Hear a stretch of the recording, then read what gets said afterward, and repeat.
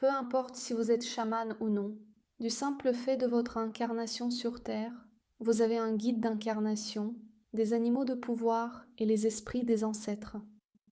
Il existe beaucoup de confusion au sujet du guide d'incarnation.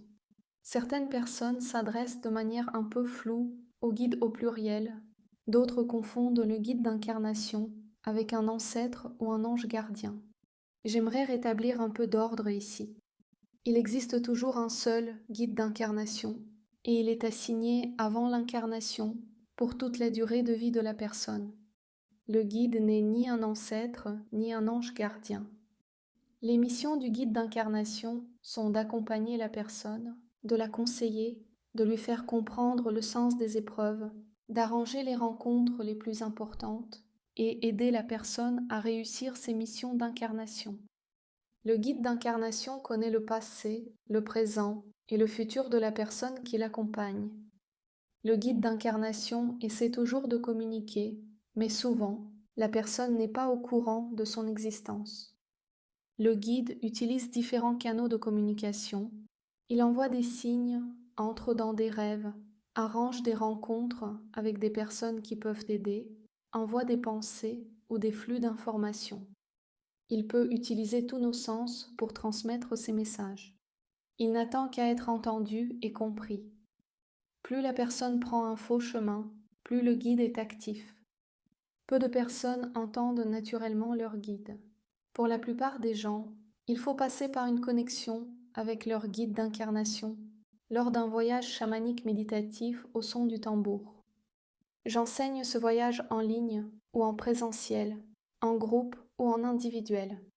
Une fois la personne connectée à son guide, elle a tout le temps à ses côtés un conseiller très précieux et bienveillant qui peut répondre à toutes ses questions, l'orienter dans sa vie, aider à sortir des situations difficiles et éviter de faux chemins. Le guide peut également réaliser des soins énergétiques ou des voyages de guérison. Les chamans ont également besoin d'avoir une forte connexion avec leur guide d'incarnation car il va beaucoup les aider dans leur pratique chamanique. Après la connexion, la communication avec son guide devient quasi quotidienne. Plus on communique avec lui, plus la connexion devient forte. Quand une personne vient me consulter, je commence par communiquer avec son guide pour qu'il m'explique la situation, réponde aux questions et me dise si la personne a besoin de soins énergétiques ou d'un rituel. Parfois, la communication avec le guide suffit pour éclaircir la situation.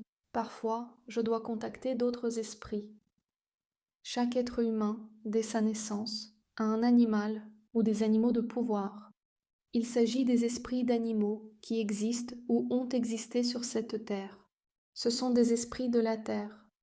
Parfois, on les appelle les animaux totems, mais l'appellation animaux de pouvoir est préférable. L'appellation animaux totems crée une confusion.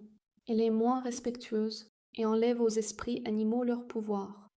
Les animaux de pouvoir sont des esprits protecteurs, infiniment bienveillants et aimants.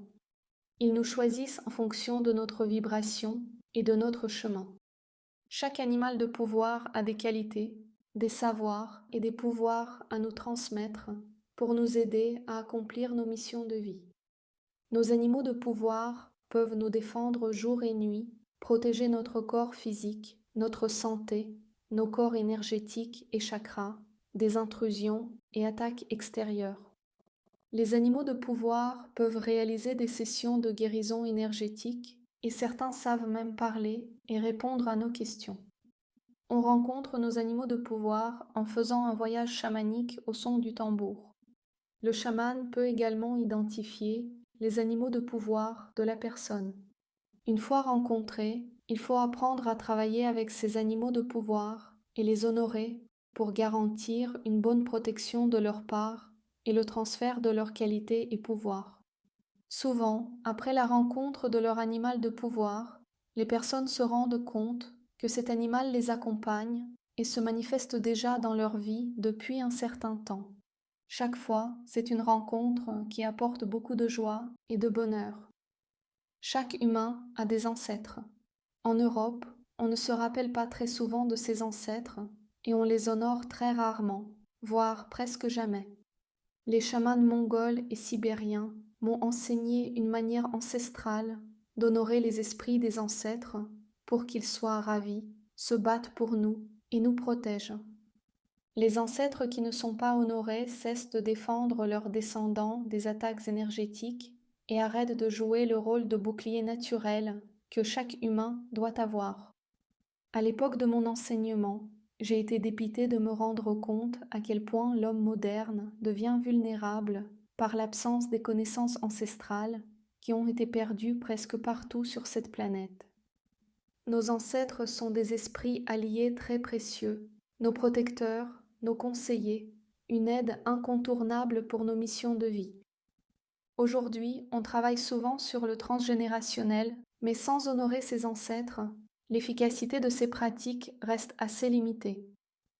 Parfois, une personne a d'autres esprits alliés supplémentaires qui se manifestent pendant les sessions individuelles de reconnexion aux esprits alliés. En général, ces esprits sont en lien avec nos autres incarnations et avec les missions de l'âme de la personne. La connexion à tous les esprits alliés évoqués est d'autant plus importante qu'ils jouent un rôle de filtre contre les messages ou signes trompeurs qui peuvent venir de sources étrangères et pas forcément bienveillantes. Je réalise la connexion des personnes à leurs guides, leurs animaux de pouvoir et leurs ancêtres sous différentes formes, en session individuelle en Île-de-France ou en ligne, sous forme de stages collectifs en présentiel ou en ligne, et au format e-learning avec un accompagnement intitulé Premier voyage chamanique, rencontre avec votre guide et vos animaux de pouvoir. Je vous souhaite à tous une belle connexion à vos esprits alliés. Merci de votre attention.